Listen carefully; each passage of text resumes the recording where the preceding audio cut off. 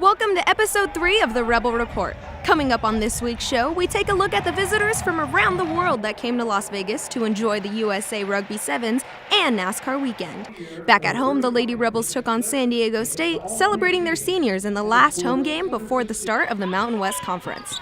With the men's team on the road, a local bar who supports the team televised the game for fans. That and more coming up next.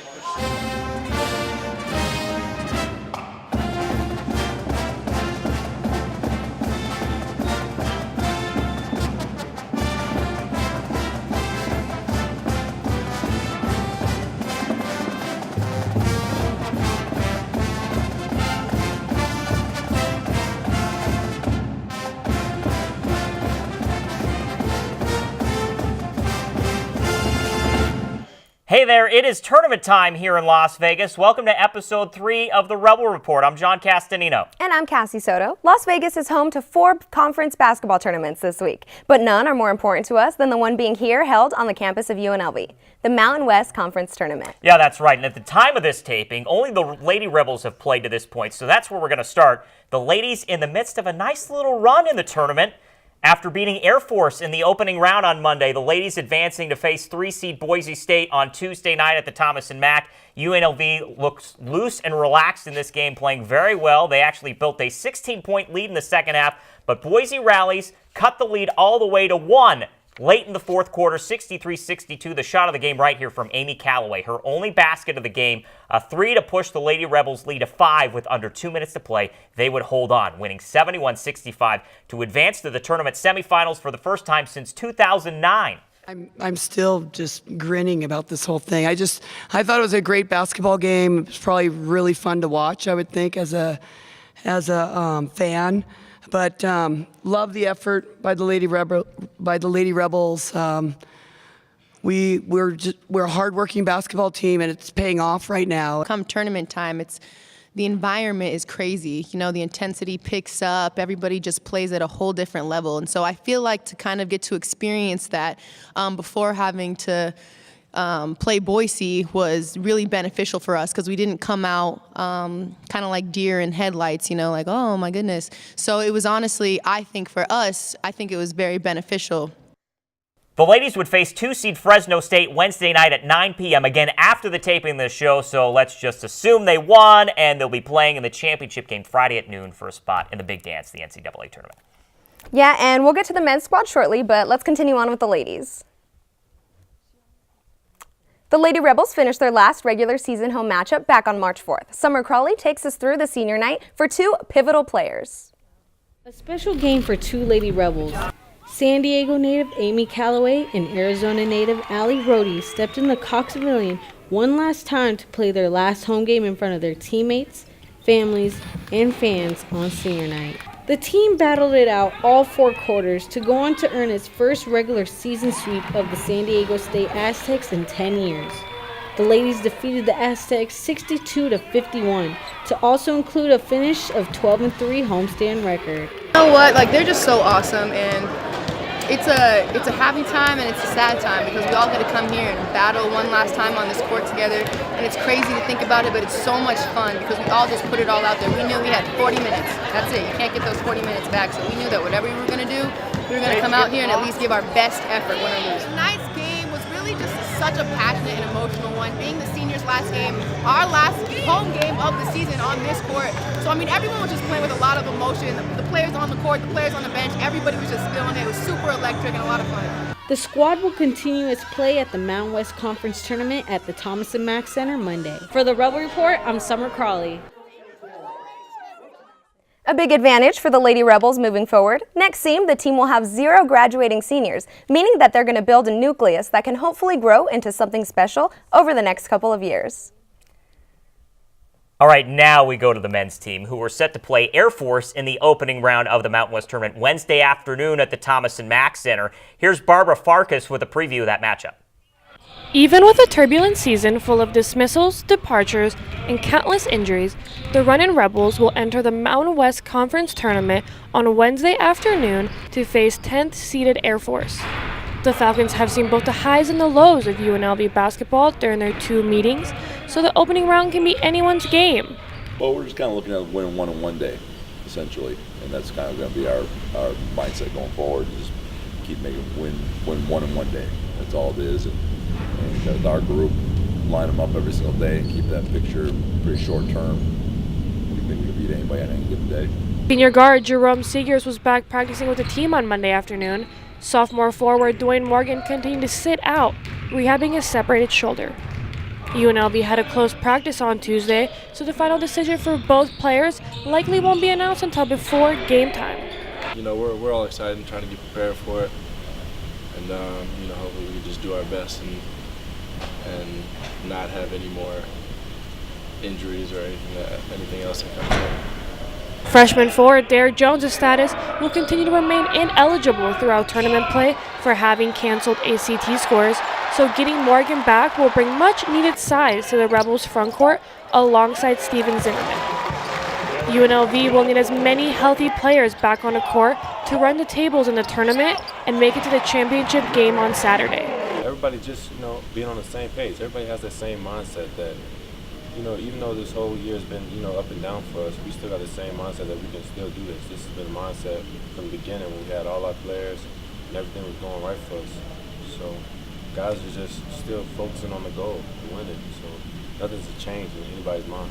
4 games in 4 days, the Rebels will lay everything on the line this week. From now on, everybody just got to give the all-out effort. For the Rebel Report, I'm Barbara Farkas. And we've got an update on Derek Jones Jr.'s status. UNLV has filed a petition for him to play. As of Tuesday, the NCAA has allowed Jones to resume practicing with the team. However, he is still not allowed to play. UNLV continuing to fight that decision regarding his ACT test. A local bar supports the Running Rebels by showing the games on the big screen, sound and all. Nakaya Berry was there to see the action for the season finale against San Diego State. If you're a Rebel sports fan or just want to be surrounded by the local excitement, Born and Raised is the place to be. The crowd roots on the Runnin' Rebels in their last away game. Well, I'd rather see UNLV do a little better tonight, but otherwise, you know, it's probably to be expected, I guess. You know, San Diego State's a good team, or a better team than we are, so I'd rather see them win, but if you can't win, might as well watch them lose here, I guess. Born and Raised recently opened this new location in Henderson. They've done a fabulous job with the TVs, with the openness of the entire bar. I mean, I was highly impressed with the decor. I usually come here on a Saturday night. I enjoy it more so when the Rebels are playing because it's a great spot to watch the games. Good food, good drinks, good bartenders. One eye may be on the food, but the other is glued to the screen. We'd like the score to be a little different, and we'd like Austin to be scoring more points, but, you know, we're just going to hope for the best. It just depends, you know, if they're winning, everybody's cheering and all excited and everything, and then, you know, sometimes when we struggle, they're cheering them on, but they're a lot more like, come on, let's get it together. Owner Scott Godino Jr. strives to represent Vegas in all aspects, including the athletic teams, and offer a place for Rebel fans to go to. I love college basketball especially, so now that I live in Las Vegas, I might as well support the local team as well. I had a chance to play ball in college, and we didn't have the same fan support that the Rebels get here. You know, every away game we get a big turnout here, and then when they're at home, everybody comes and hangs out with us afterwards. Oh, I mean, we need more enthusiasm of our local team. We need to be more loyal. And supporting at the official home of the Rebels on the road is a great place to start. If UNLV's playing, we've got it on. Reporting for the Rebel Report, I'm Nakaya Berry. Always a sense of community at Born and Raised. You can go there and watch the UNLV football team play this upcoming season. It's a very exciting time for UNLV football. Fresh off a recruiting class that saw a record 10 three-star recruits sign with the Rebels, Tony Sanchez and his team now beginning preparations for the 2016 season opener September 1st. On Monday, the team opened up spring practices out at Rebel Park on the northwest end of campus. Coach Sanchez, he gets 15 sessions through April 9th to hopefully begin to answer a lot of questions, namely who the starting quarterback's going to be. Junior college transfer, this guy, Johnny Stanton, he might be the favorite, but don't expect an answer anytime soon. Stanton is competing with Kurt Palendek, who played in 11 of the team's 12 games last year. In fact, Sanchez says he won't determine many starting positions for a while. He wants to see everyone compete. You got the guys that redshirted that are back in the fold. You got the 7 new guys that are back out here practicing. You've got guys that were 2s last year that, have had another year of eating right and doing the right things, sleeping right, and just, they're ready physically to compete. So there's a whole lot more competition than there was. And guess what? It's going to start again in August when that group of guys comes in. I'm just kind of staying within myself, like I said, trying to bring the other guys up around me. But, yeah, I mean, I'm not trying to get too pumped up. I'm just trying to stay calm, trying to stay relaxed. On the final day of spring practice, April 9th, will be the annual Spring Showcase. That's a scrimmage open to the public that will take place on the soccer fields of Peter Johann Memorial Field. That's at noon. The UNLV men's soccer team is not wasting any time. The players are already on the field competing against a variety of teams during the spring schedule. Natalia Lancelotti tells us about Game 1. The UNLV men's soccer team is starting its spring season with a total of 7 friendly games on the schedule. But these games are different because they compete against international teams, and this time is a turn for Berea Albion. For example, this South African team is visiting Peter Johann Memorial Field, and players are testing their skills against the Rebels. Any international game is going to be good for our guys. We wanted to see their style of play and how's it going to be different than what we see in the spring. It's fun just to see the different teams, different style of play. I mean, it's very different compared to the teams we play here in this country. These types of competitions give the team a little chance to improve their performance and get ready for the regular season. This was the first time that we've actually played since November, so it was good to see where we are. But also, these games help the players to pay attention to the positives and negatives the team has. They're just a lot faster, yeah. They're really fast team, they're really physical. I think that in all aspects of the game we need to improve. I think we need to improve in our passing and the way we're organized defensively and the way we communicate. But I think it's just a matter of us playing more together. The Rebels scored the first 3 goals in a period of about 20 minutes and then slowed down in the second half. The final score was a win for the Rebels 4-0. Reporting for the Rebel Report, Natalia Lancelotti. Thanks, Natalia. For those who are eager to watch the soccer team, please pay a visit to our website, unlvrebels.com. All right, now it's time to check in with what's happening under the Rebel radar, a look at some sports that may not get the attention it deserves. UNLV Softball hosting the Alexis Park Classic this past weekend. Joanne Mendoza with a look at one of the matchups. The UNLV women's softball team took on Florida Atlantic Friday night with hopes of extending their winning streak after beating Southern Utah Thursday night. The Lady Rebels played a strong defense for 3 innings, but allowed the Owls to score 3 runs on them in the 4th. The women's softball team ultimately lost to Florida Atlantic 3-1. We just try and let everything go, like say a bad error, bad play. We just try to throw it away. Like as you saw this game, like a hit, an error, and then it just goes downhill from there. So we just try to move on from there. For the Rebel Report, I'm Joanne Mendoza. The ladies split the 4 games that they played in that tournament. 2 wins, 2 losses. It fits the theme of their season to this point. They are sitting at 500 with a 10-10 record. Well, there are not many events that can host 200,000 people in this city, but NASCAR Weekend is one of them, and it is always a ton of fun. I always tell everybody, don't knock it unless you've actually been there to see it. Yeah, the Las Vegas Motor Speedway hosted several days of racing with nearly 100 of NASCAR's best drivers. Here's reporter Natalia Lancelotti with the highlights. It's NASCAR time. We have about 200,000 people on the NASCAR Weekend. The Busch brothers play a key role on the track. Saturday's race, the Boyd Gaming 300, saw Kyle dominate, leading 199 of the 200 laps to get his first Xfinity Series win on his home track. It's a really cool deal to be able to win here in the hometown and go to victory lane at Las Vegas Motor Speedway again. And did it once before, glad to do it again. So the monkey's kind of off our back now and in the Xfinity Series, and if there's more races to come, then there's more opportunities for us to win. Sunday's Cobalt 400 saw high expectations for the local Busch brothers. Both missed the race last year. This time in Cobalt 400, Kurt won the pole with an average of 196 miles per hour during qualifying on Friday. Along with high expectations came high winds. The race had a delay for about half an hour due to rain, but nothing has stopped this one-of-a-kind event from happening.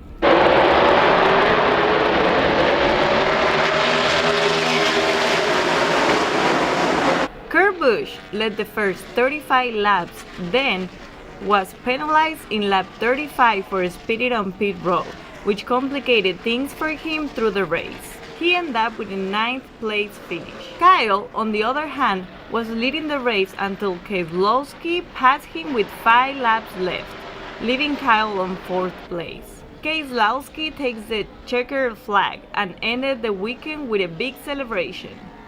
Kyle's car was sliding around. He moved up the track a little bit, left a little bit of a hole, and we were just able to fill the hole and get a good run to pass him. Kyle's taking the lead from me in 1 races, and it's going to go both ways, and you got to take the good with the bad. We are in Vegas. You're supposed to gamble in Vegas. I love gambling, and Paul Wolf and the team took a chance and it paid off. Keselowski is the one celebrating here in the victory lane, while Joe Logano finished 2nd place and Jimmy Johnson finished 3rd. Reporting for the Rebel Report, Natalia Lancelotti. Yeah, great job, Natalia. We had a blast out there. I was there. You did not see me, but I was there showing everybody where to go. It's always a great event. And again, I said at the beginning, you can't bash NASCAR unless you actually go out there and experience it, because it is a heck of a lot of fun. Definitely, yeah. So there's another event that drew thousands of fans to Las Vegas over the big weekend. Rugby, the USA Sevens Tournament, returned to the Samboy Stadium for its 6th year. Barbara Farkas with a recap. Rugby Frenzy was underway this past weekend as 16 Olympic hopeful countries returned to Sam Boyd Stadium for their 6th season since the USA Sevens first arrived to Las Vegas in 2010. More than 75,000 fans were able to watch the world's best players prepare for the 2016 Rio Games as the sport returns to the Olympics for the first time in 92 years. Here's Kenyan head coach Benjamin Ayimba talking about the significance of this series. Yeah, Rio is not easy at all. You could see yesterday the scores and the upsets that you've seen in this tournament, including how Russia is playing. So everybody's taking it very seriously, and for us, we are privileged that we're able to expose as many players as possible during the preparations. Energetic fans filled the stands throughout the weekend, and they watched the defending USA Sevens champions Fiji beat USA in the Cup semifinals before going on to beat Australia on Sunday afternoon for their 2nd consecutive win in this year's Sevens circuit. And we came here last year, had way too much fun. So this time we came in costume. We're having even more fun, if that's possible. For the Rebel Report, I'm Barbara Farkas. Thanks, Barbara. And now we'll toss it over to Nakaya Berry with this week's guest interview. Hi, I'm here with Helen Yee, sports radio show host and producer for Eyes on the Game, airing on NBC Sports Radio, AM 920. Welcome to the Rebel Report. Thank you so much for having me. Very happy to be here. Love the setup. Thank you. And so you're a Vegas native, born and raised here. There's not too many of us. Yes, I know we are one of the few born and raised. I'm a local and also a former athlete. I love my city. So, how do you feel about UNLV having its own sports show now? I love it. Yeah, I walked in here. I'm very proud and to see everything that's been developing, not only for UNLV, but for Las Vegas as a whole, and in our new arenas, everything. There's so much excitement, so just very excited. Yeah, there's a lot of new things popping up, and you're in at a perfect time. How do you feel about being in the midst of all the action for the growing sports city we have here? You know what, that's a great question. Yes, it is, like everything is happening now, and hopefully we get our NHL team very soon. I'm just very excited, you know, to be able to start off in Las Vegas as an athlete and then now seeing it develop and getting hopefully our first professional team or, you know, professional hockey team. That would be very nice. So this is our first leap into sports journalism, yes. And you're only 24. How did you get your start? Well, it's funny.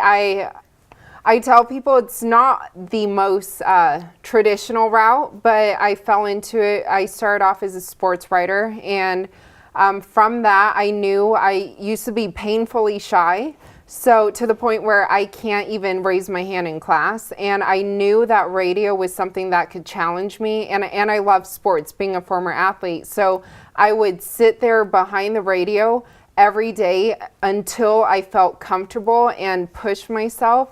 And then everything else fell into place, and then next thing I knew, I was interviewing like Mike Tyson, Jeremy Lin, and everything just happened. So it just takes dedication. Yes, and a lot of hard work. How do you feel about being a minority as a woman and Asian in the sports industry? You know what? I just see it as I share the same passion as everybody else. I just happen to be a woman and happen to be Asian. But I hope right now with my show, I want to implement Chinese, a Chinese segment in there because I am bilingual and I speak Mandarin. And I hope to be able to broaden the sports world and bring in Chinese athletes as well. That sounds very interesting. I don't hear about anyone else doing that right now. Yeah. And how do you feel, or do you have any interesting, intense, exciting stories at any sports events happening? Oh my gosh, like every event, because I love my job. I tell everybody if I could work 25 hours in a 24-hour day, I would. Like I produce my show, I host, I write my show and everything, and I get the guests, but going to these events and being able to be there and experience it, and then after like talking to the athletes, like Mike Tyson, probably one of my most memorable interviews, and like Jeremy Lin being at the USA basketball camp and being at the Staples Center and feeling the energy, and then being able to not only know the athlete, but to dig deeper and get to know them as a person and seeing what makes them tick. And that's what I love about the job, just all the research and the people I meet. Well, we have to watch your show to learn more about these athletes. And thank you. Do you have anything new coming up in the works?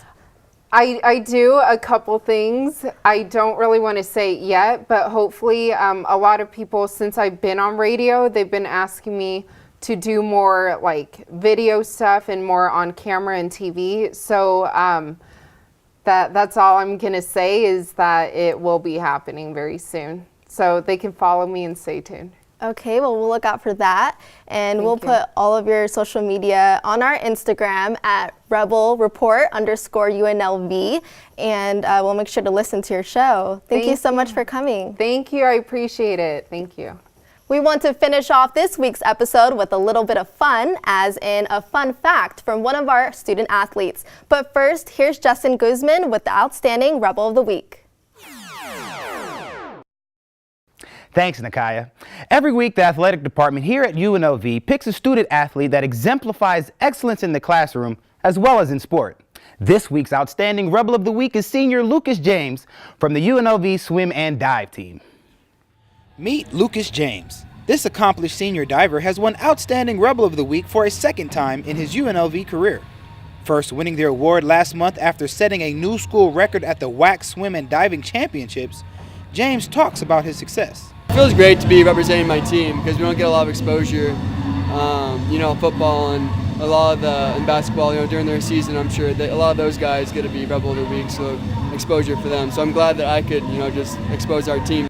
All of James' success doesn't come easy. James talks about being a student athlete and juggling school and sport. Well, it's pretty tough, honestly, especially being my senior year. Pretty much it's just time management. I'm studying for the MCAT also, so I have to get up at actually 4 a.m. every day to study for the MCAT, and then we have morning practice, and my 8:30 a.m. class, then we have practice again, and then my classes throughout the end of the day. So it's tough, but yeah, I like to. I mean, it's good being busy though, honestly. Now, James credits his success in the pool to dive coach Derek Starks and his excellence in the classroom to his family. Now back to the desk with John and Cassie. Yeah, thanks, Justin, and best of luck to Lucas on the MCAT. I've heard that's a terrible test, very tough. I would never take it. All right, as our show develops over the weeks, our students are trying to create new segments that are a bit less on the serious side, much to my chagrin, but a bit more fun and laid back. Yeah, Victoria Bass has a new segment, a fun fact about a member on the swim team you just might recognize from about 30 seconds ago. This week we're diving in to find out some fun facts about UNLV Swim. This week we take a look at the swim team's senior diver, Lucas James. My fun fact is I'm a twin actually. He goes to SDSU, so yeah, he'll be graduating this year and a major in criminal justice. So no, he doesn't swim. He played water polo actually though. So yeah, the club team, yeah. Who would have guessed it? Thanks for sharing that with us, Luke. For the Rebel Report, I'm Victoria Bass. All right, thank you for joining us on this week's edition of the Rebel Report. Hopefully next week, we will have highlights from hopefully a run to the NCAA tournament for both the men's and women's basketball team. We'll recap the rest of the Mountain West Conference tournament and bring you that next week. But for now, we'll check out this week's sports highlights. And remember to tune in next week for Show 4 and follow us on our social media accounts, including subscribing to our YouTube channel, The Rebel Report UNLV.